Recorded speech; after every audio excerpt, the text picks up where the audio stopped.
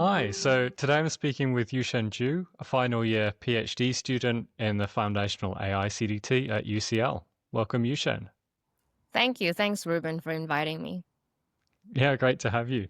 So, on a high level, what's been your research focus here at UCL? So my PhD centers around causal inference and abstraction.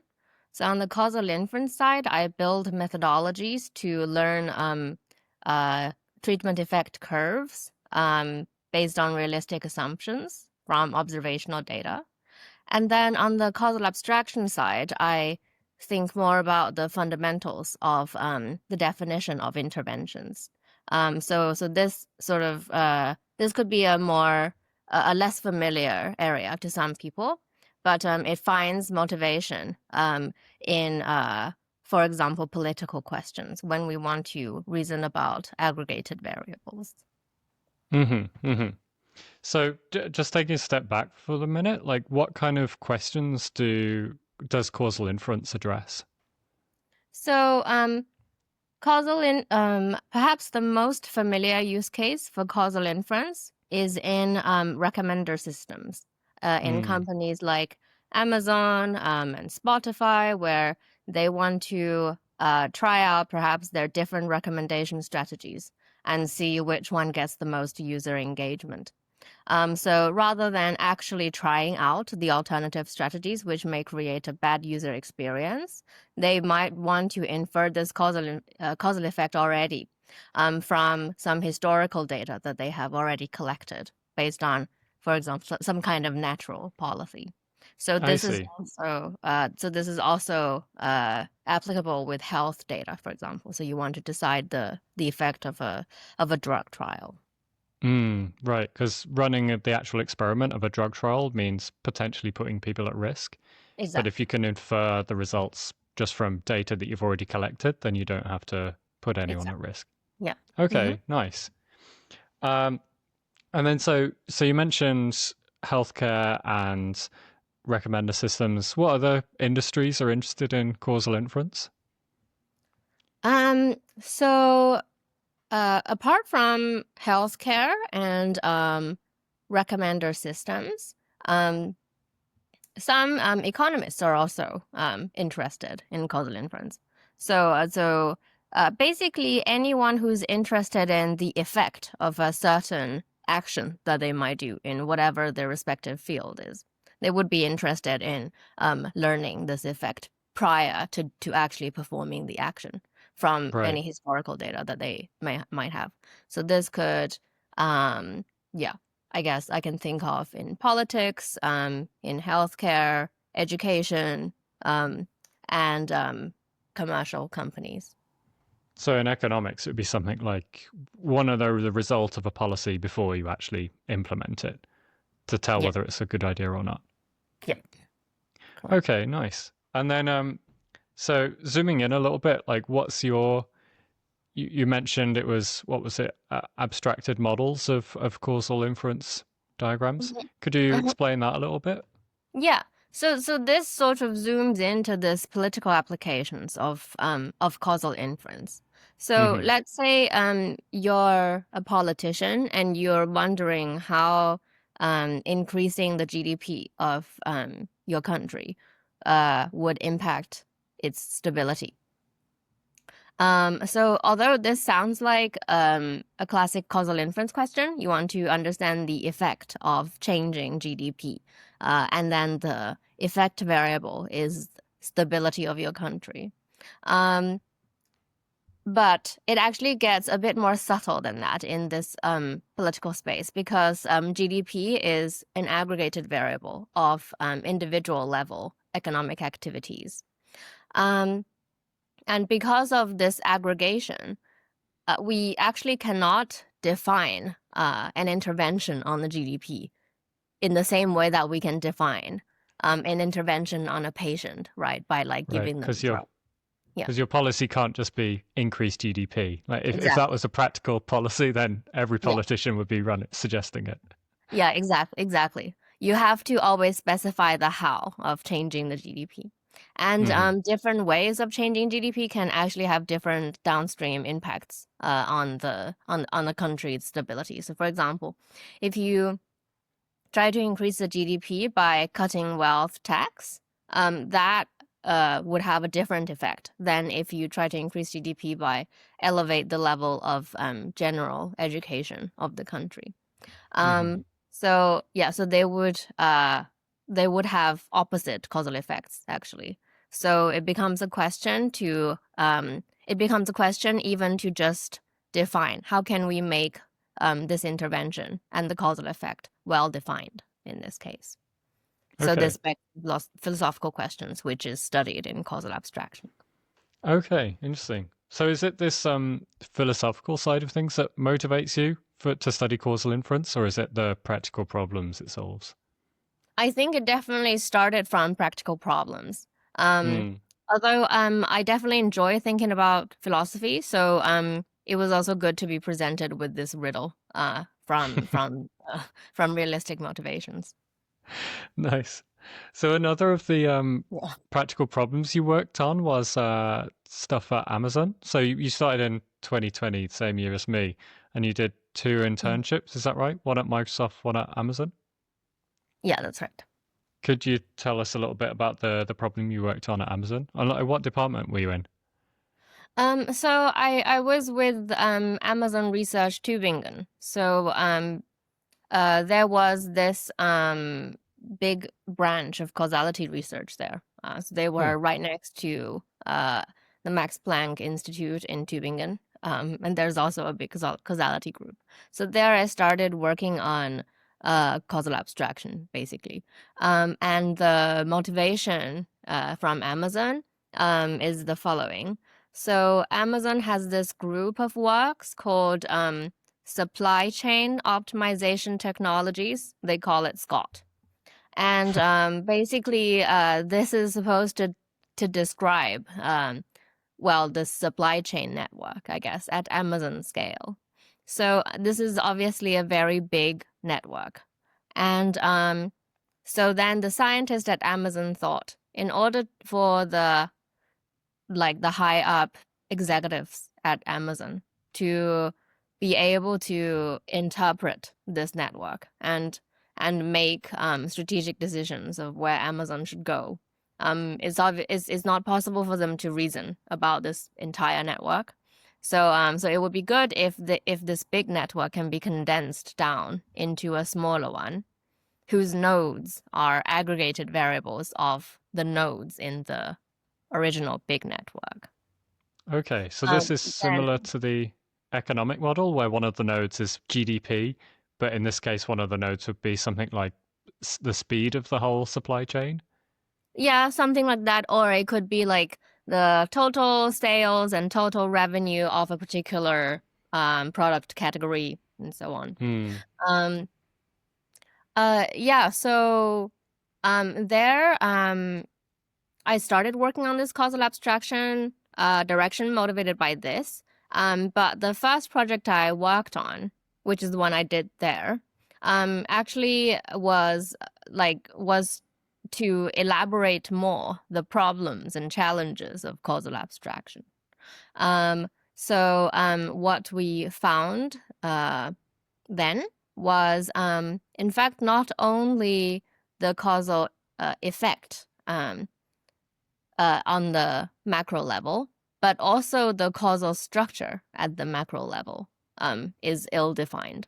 So depending Oh, on how causal you, effects and causal structure are ill-defined. yes. So what I mean is the following. So causal effect just means if I intervene on, say, GDP or total sales, then what is the impact of stability or total revenue? By Hmm. causal structure, I mean, uh, is the GDP and the societal impact confounded or not confounded? Where confounded means there's a third variable that's Yeah, influencing both of them. exactly. So confounding in the case of GDP and stability could be maybe like a particular in an African country, the amount of rainfall that year. So if it's rained a lot, then maybe there'll be more crops. So the GDP would be better. Um, Mm-hmm. but also if it's rained a lot, then I don't know, like some other things might get difficult, which may itself cause friction between the villages. So then that could cause more uh less that could cause less stability in the country. So here rainfall could be a common cause between GDP and between GDP and stability of a country. Like that makes this causal effect estimation more difficult in practice. It's not just that the causal effect is not defined, it's that the structural diagram you had is wrong because there's actually a confounder there. Yeah, exactly. Um, and the significance of getting the structural diagram right is depending on what the diagram is, you would need to use different methods to estimate causal effects from your observational data.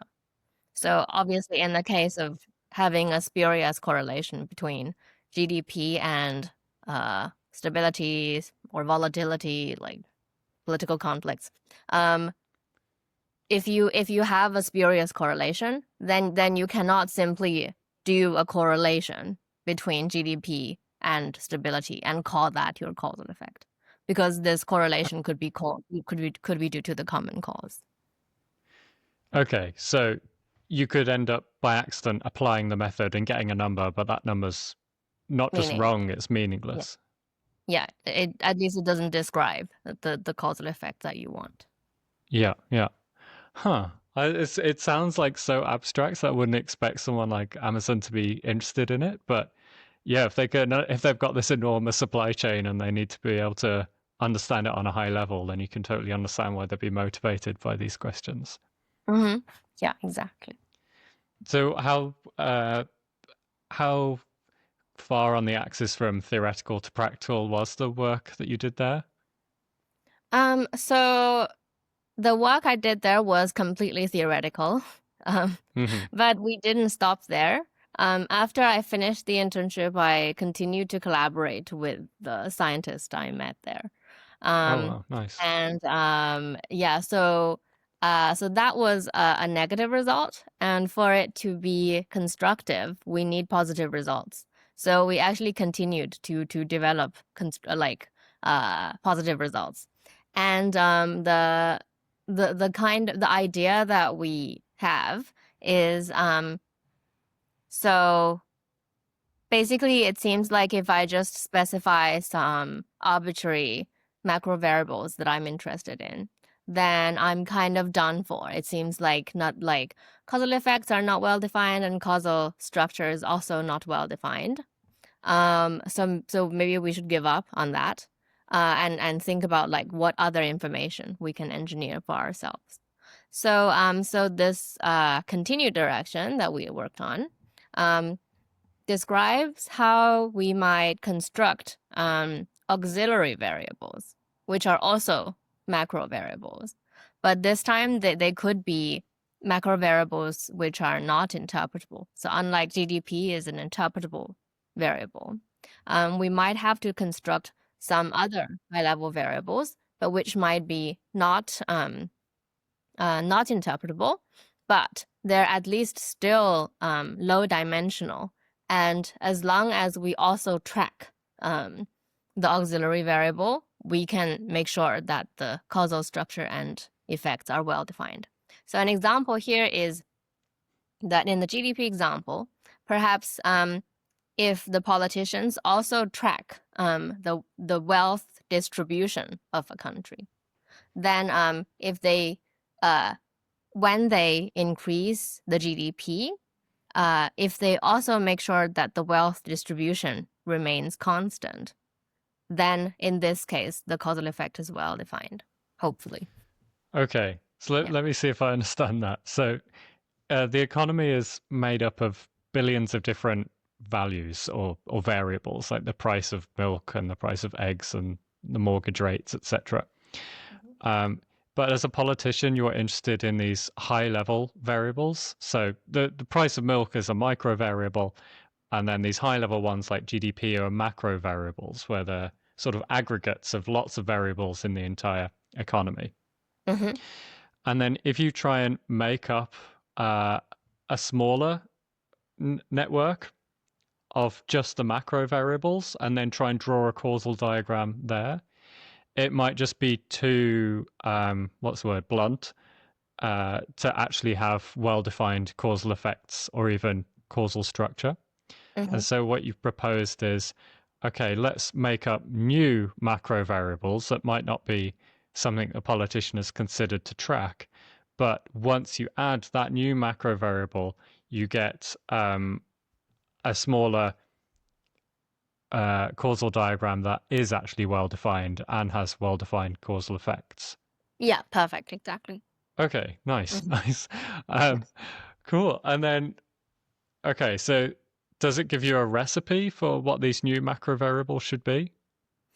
Um, that's a good question. So in some cases, we do give a recipe.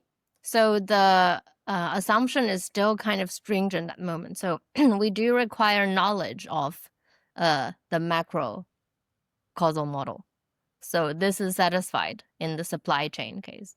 So Amazon does have all of their, like the entire supply chain, but this might not Right. be readily available in the economics case. But sometimes it might be because some economists might have built very fine-grained models for some societies, and based on this, based on the knowledge of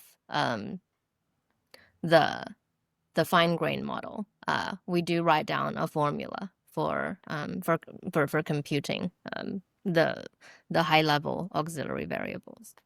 I see. Okay, so to check my understanding with this Amazon research, you have all of these microvariables in the Scott model, Mm. supply chain model, and it's too much for the policymaker or CEO to keep in their head, and so they Oh, want it packaged up in a nice model with just a few variables that they can then reason about effectively. mhm. Uh-huh. Um, so how far is it to coming to fruition of actually being able to hand something like that to the CEO? Oh, that's a good question. I think at the moment we're not close. But I also think it's inevitable at a massive corporation like Amazon. Um, and I think the hurdles mostly come from this like communication with different departments.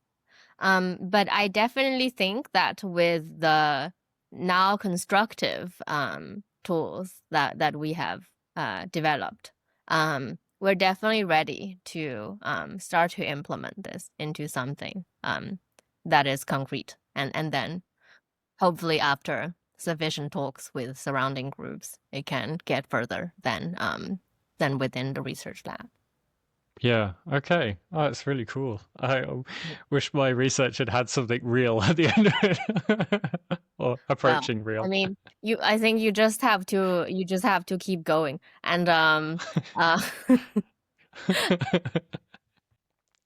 um, all right. And so, what was the general experience at Amazon? Did you enjoy it? yeah, I really enjoyed it very much. It was it was just a really good time to do research in machine learning. Hmm. Where So it was before ChatGPT came out. So I guess then there was still a lot of scope for fundamental research. And after Hmm. GDP, I think there's a lot more focus on products. Um, and it was situated in Tübingen, which is beautiful. It's on top of a hill, and in winter you can like the office has some panorama windows, so in winter you can see like it's all snow. Extremely Oh beautiful. wow. Oh Yeah. wow. Okay, you're lucky. Yeah, yeah, I felt very fortunate. Well, Um, yeah. The speaking of group, mountains and yeah. snow. Oh, Hmm. sorry. Go on. Oh, I was just gonna say the group was super nice. Everyone had strong research background. Yeah, I definitely learned a lot from them. Hmm. Hmm. Nice, nice. Yeah. And speaking of snow and mountains, you were also at Europe's last year in Vancouver, I was, yes. presenting a couple papers. Yeah, mostly my workshop paper on unsupervised causal abstraction. Uh, Hmm. so there the goal is, again, I'm given this fine-grained model. So I fully known this model. Can I basically leverage machine learning methods to to optimize for this loss that we can come up with using some causal abstraction theory. So it's called the consistency loss. And we so like the key innovation we have is this projection loss that regularizes the learning. So the question is, through doing this learning, can I learn a high level model, a high level model consisting of fewer variables, that is causally consistent with the fine grained model? Yeah. I see. So you have some loss function that tells you how good or how Yeah. bad your macro model is, Yeah. and you then manage to apply machine learning to optimize that to produce a good model. Yeah. Exactly. So, Mhm. uh, what did you get up to at Europe's? Did you go to many talks and things? Oh, yeah.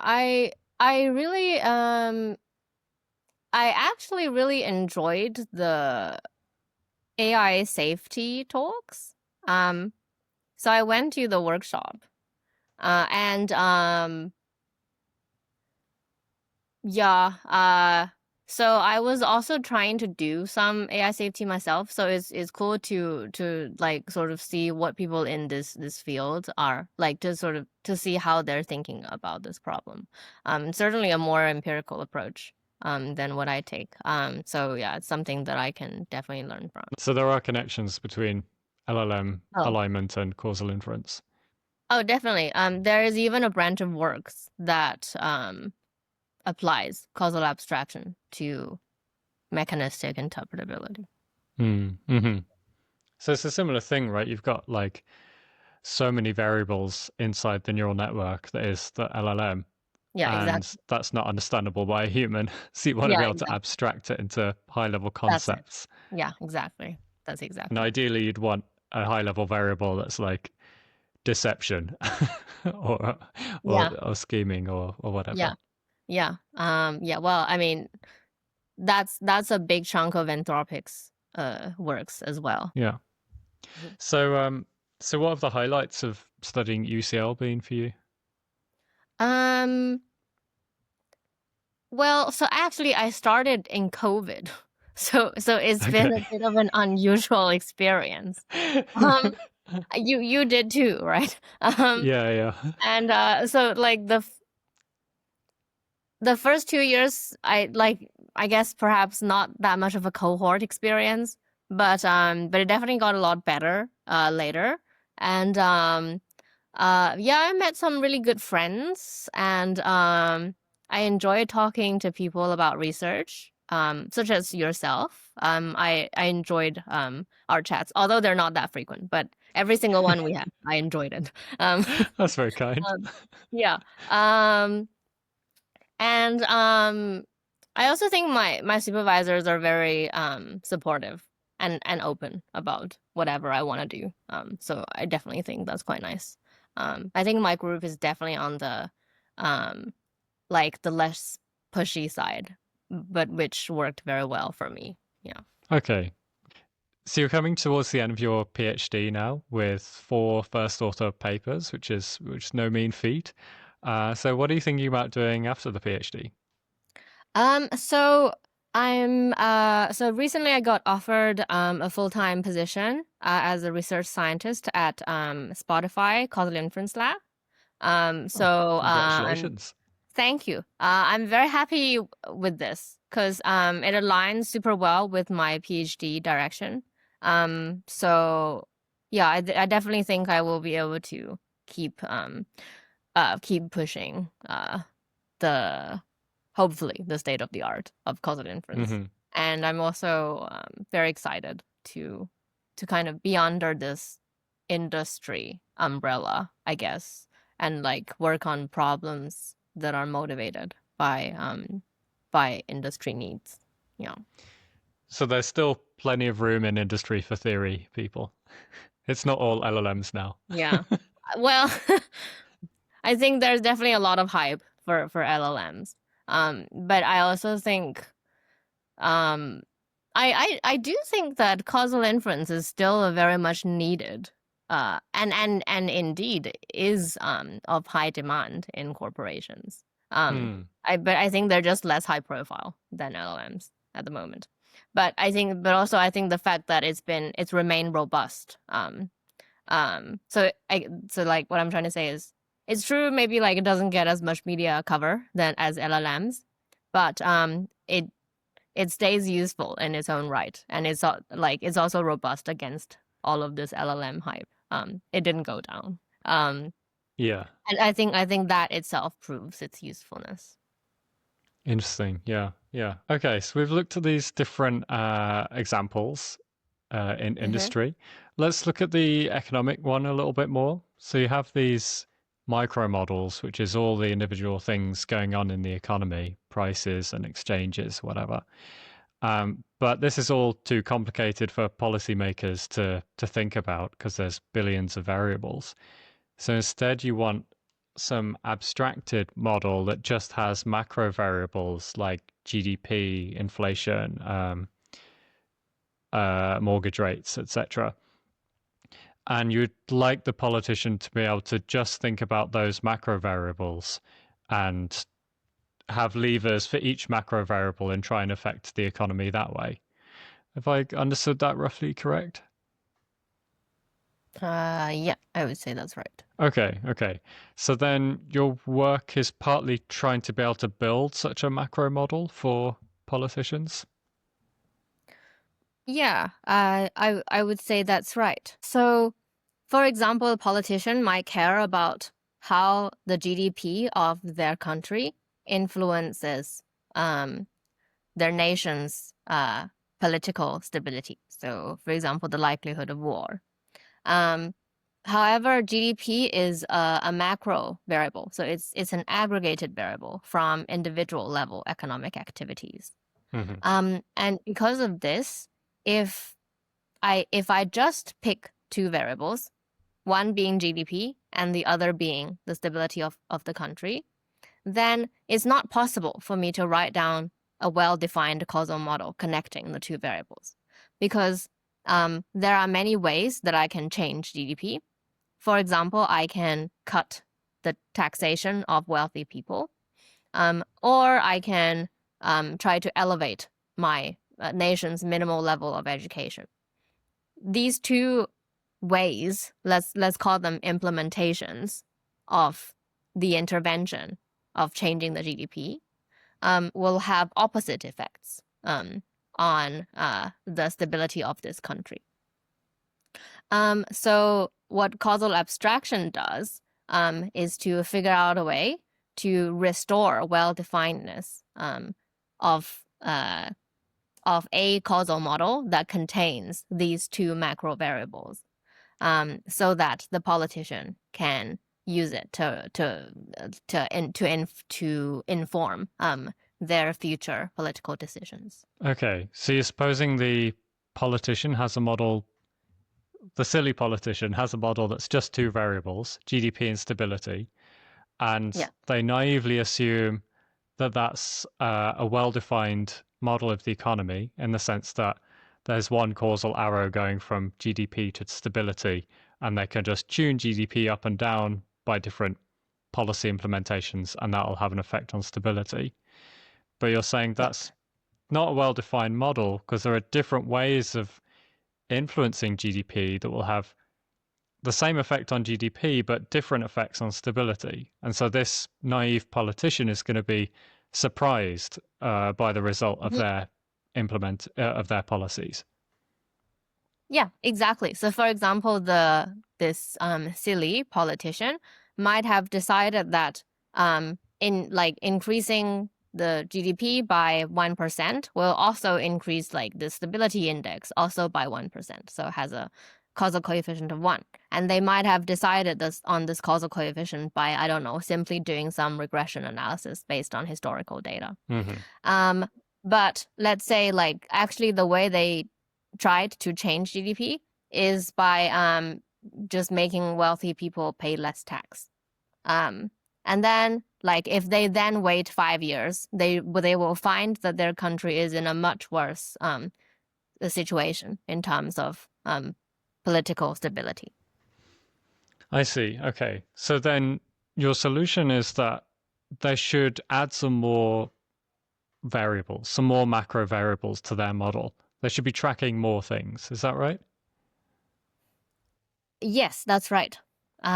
So the solution that we propose is we can write down some kind of formula that constructs we call it an auxiliary variable. So in the case of this example, this auxiliary variable could be some statistic about the distribution of wealth of the same country. So together with this wealth distribution statistic, then GDP, stability, and wealth distribution together can hopefully be shown under our framework to form a well-defined causal model. Okay. And by this, what do we mean is as long as you track the values of GDP and wealth distribution, you can always predict the stability of a country, that you cannot measure for 5 years, let's say. So this can give the politician some leverage because they can say, okay, I want to so let's say under this new model, the causal coefficient of the GDP on causal coefficient of GDP on stability is still 1, and then the coefficient from wealth distribution on stability is also 1. And this politician now still go ahead and cut wealth tax. So then they will at least see that wealth distribution, so let's say it's a wealth equality. So wealth equality have gone down by 1%, but GDP have gone up by 1%. So the two causal effects would cancel. So that would explain why they're not going to see a more stable country in 5 to 10 years. And apart from using it as an explanation tool, like how I described, they can also use it to tune their policy, to tune their like implementation of this intervention. So, for example, they can try out different mini policies in small neighborhoods, for example. And these could just be like small perturbations of policies, so they don't disrupt people's lives too much. Like, for example, just like maybe they'll just cut a little bit of tax, or like they will like lower the school fee by a little bit or something. And then they can and then because like GDP and wealth distribution are much easier to measure than the stability of a country, then let's say like within the first year, they could have just tried out different combinations of policies. And then they figure out a policy that will only change GDP, but not the distribution of wealth. And then they can go ahead and implement that in the large scale. I see. So this naive politician has two variables, GDP and stability. And when he changes things to increase GDP, he can end up being surprised about its effect on stability. But then this non-naive politician who has this third variable of wealth distribution, he can see ahead of time, that naive politician, he's going to get the wrong answer because he's not taking into account the effect on wealth distribution, which will also affect stability in the opposite direction. But not only can he then predict that the naive politician will get the wrong answer. He can also search for policies that have the desired effect. Yeah, exactly. So he searches for a policy that increases GDP but keeps wealth distribution constant, and then that does in fact increase stability. Okay. So you can imagine they have a search space of implementations, and then they have to search it so that they find something that only changes the target variable that they want to intervene, but keeps the auxiliary one constant. I see. So the naive politician twiddles the dials of the economy to make GDP go up, but then gets surprised. But the non-naive politician twiddles the dials of the economy to make GDP go up and to make wealth distribution stay constant until they find a setting that works in their model, and then they administer that. Yeah. Okay. And then that will be their policy. And then what was the bit about tweaking things, making small interventions that don't disrupt people's lives? Oh, this is just like an additional kind of consideration, because even when you're tuning to find out like how to administer the intervention, you're still unless you have a very good simulation, in which case you don't have to actually make any policies. But sometimes maybe you have to do some policy trials on small neighborhoods. So then you don't want to, like, in case the policy you're trying is bad, you don't want to completely screw up people's lives. So if you are happy to make a linear model assumption, which I believe is the case in already many real-world applications, then you only need a very small policy. So you only need to change the GDP by a little bit to be able to figure out whether the auxiliary variable is changing. And and actually even if your model is nonlinear, then even in that case, perturbing still lets you figure out the local effect. Right. So you can always, so you can always, like, in the end, just decide to make a small intervention first, and then you can try it again and make another small intervention. Okay, so we do gradient descent on the economy. Yeah, something like that. Nice. And can you imagine politicians in the future actually using this to decide economic policy, or maybe the central bank? Oh, I'm not sure. I think it. I'm not sure if I'm in the position to answer this question, to be honest. I think it does require a lot of communication between people who are not in my field. But I think what someone in my position could do is to just develop this product and try to incorporate as much feedback as possible from people who are actually going to use this.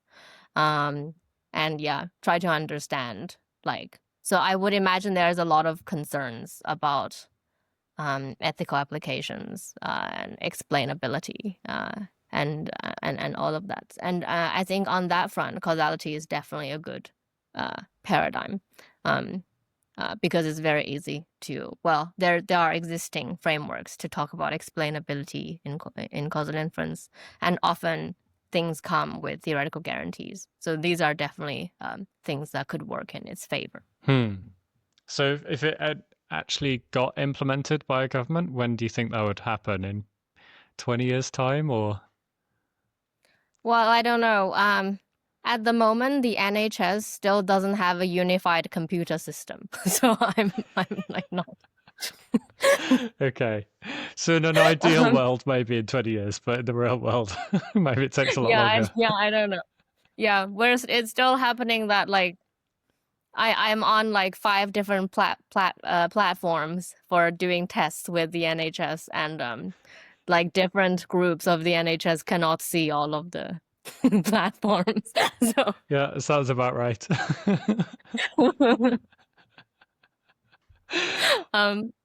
Yeah, so yes, unfortunately, these are not things that we can solve, I think. Well, we could do our best as theory people Yes. to try and get people to listen to this. But yeah.